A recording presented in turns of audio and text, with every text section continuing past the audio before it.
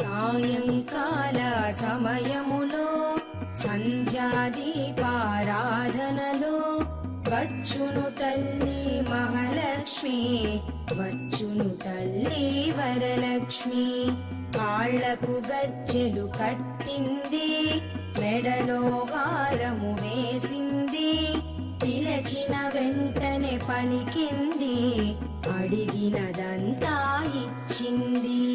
సాయంకాల సమయములో సంధ్యాదీపారాధనలో వచ్చును తల్లి మహాలక్ష్మి, వచ్చును తల్లి వరలక్ష్మి.